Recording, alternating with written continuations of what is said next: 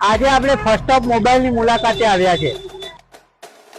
અહીંયા જેવી એસેસરીઝ તમને કહીએ નહીં મળે. આજે મુલાકાત લો ફર્સ્ટ ઓફ મોબાઈલની.